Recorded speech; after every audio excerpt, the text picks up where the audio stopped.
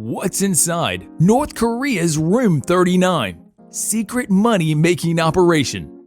Did you know that 60% of the 25 million population of North Korea lives in extreme poverty? The minimum wages are meager, and an ordinary man can't afford good education and health care.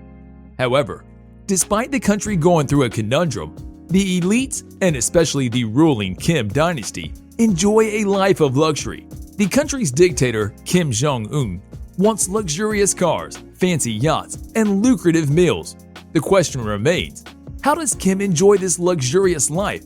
And where does all the money for his Rolex watches and bulletproof Mercedes come from? Well, the answer lies in a highly mysterious room located in the capital of North Korea. The room is so suspicious and secretive that it does not even have a name, and it is referred by just a number. The ever-famous Room 39 that contains the secret to Kim Jong-un's lifestyle is the topic of our video today. We would be talking about the secret money-making operation that is being performed inside the room. But before we get started, do not forget to subscribe to our channel and hit the bell icon for more interesting videos like this one. And having said that, let's get into the video. Initially, Room 39 was created in the 1970s by Kim II-sung, the founding father of North Korea. The room is located on the third floor of the Workers' Party building, located in the country's capital, Pyongyang. Not only Room 39, but various other rooms in the building are said to be suspicious, and according to reputable sources, they are part of major illegal activities.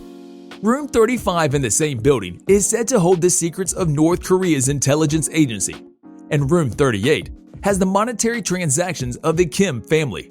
However, none of them even gets close to the activities that occur in Room 39. Guards heavily guard the room throughout the day, and only a few people are allowed to enter the room. The one in control of the room is none other than Kim Yo-young, the sister of Kim Jong-un. The story of the dirty operations dates back to the 1990s, when North Korea was suffering from a substantial economic crisis, and their people were asked to eat twice a day to manage expenses. At that time, King John II, the son of Kim Il-sung, gathered all the business entities, especially those with significant earning records in foreign currency, and created a small group of companies. All the profit generated by the unit was spent on the luxuries of the Kim family's lavish lifestyle. However, as time progressed, there was more need for money, and as sanctions kept on increasing on the country, they had to find several other ways. Unfortunately, most of them were illegal, and all of them took place in Room 39. Some stories have revealed the events occurring in the room, and smuggling is said to be one of the critical sources of income. From drugs to gold, North Korea smuggles various items into other countries and even into theirs. North Korea used to smuggle gold as it would be sold internationally as Chinese gold, and all the money generated through it was pumped back into the country. Gold wasn't the only commodity used to plump up Room 39's funds. By the 1990s, Room 39 began to encourage the production of crystal meth to sell abroad. There, North Korean meth was a big hit. According to the South Korean newspaper, North Korean diplomats were encouraged to sell the drug themselves to prove their loyalty and mark the birthday of the nation founder, Kim Il-sung, on April 15th. Whatever they did, worked. Meth exports brought back an estimated $100 to $200 million to Room 39 officials in 2013. Smuggling textile products do another common way of generating money. There is no harm in exporting clothes, but North Korea does it by using fake Made in China labels. This is done to avoid the buying sanctions that the US and UN have placed on the country, as buying from China is completely fine, as we know. So, Room 39 is also responsible for taking care of these shady exports, and the profits from this are used in buying royalties and luxuries for Kim Jong-un and his family. Room 39 has also been accused of doing one of the biggest frauds in human history, as they printed a vast number of fake $100 currency notes. They used color-shifting ink like genuine American money and have carefully been printed on paper using a specific composition of fibers. These bills were known as super dollars, and North Korea used to smuggle the currency worldwide. Until, in 2006, the FBI uncovered more than 300,000 hidden in a container ship flying under a Panamanian flag near China. Room 39 also deals in trade deals and investments across the globe. Kim Jong-Un has ties with various terrorist organizations and the dictators of other countries like North Korea. He supplies dangerous weapons to these organizations and keeps all of the profit from it. He also set up investments all across the globe, and despite massive sanctions being set up by the USA, Room 39 continues profiting from the deals abroad. A big reason why Room 39 enjoys so much relaxation is that most of the companies are state-owned. If a company is sanctioned, it just changes its name and starts working the next day.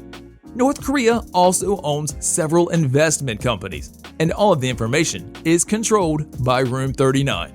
Although, since 2016, the Room 39 has been much more advanced when it comes to stealing or making illegal money. Kim Jong-un has initiated a very hefty cybercrime program and reportedly have employed some of the world's best hackers for their room. These hackers are so good that in 2016, they were on the verge of stealing $1 billion from the New York Federal Reserve. They would have quickly done that, but were let down due to a single spelling error. The hackers misspelled foundation as foundation, which raised some red flags, and the transaction was stopped moments before the hackers stole the money. However, despite the loss, they still managed to steal a whopping $81 million from the reserve. This tells us how good the people are at their job, and they might have been stealing from various banks across the globe. Another benefit of cybercrimes is that they are often not reported, and countries or banks may never realize that a considerable chunk of money has been taken off their reserves. It is nerve-wracking to discover how the hackers broke into such high-security firewalls, and the fact that they might never stop and keep repeating the actions without leaving any trace surely dents the heart. They launched another cyber attack in May of 2016 when they caused a massive shutdown of computers all across the globe. England's NHS was attacked the most, which caused massive chaos for the patients and hospitals. It was only until a 22-year-old British hacker was able to defuse the virus. Despite its illegal actions, Room 39 has so far managed to sidestep any attempts to suppress its activities. Thanks to some leaks, we have discovered a bit about Room 39, but its inner workings remain a mystery. Like many things in the Hermit Kingdom, its deepest secrets may never be revealed. Well, that brings us to the end of our video. Comment right below what you think of this super secret mission being carried out for North Korea's elites. Before going anywhere, do not forget to like, share, subscribe, and hit the bell icon for more thrilling videos like this one. Until the following video, stay tuned.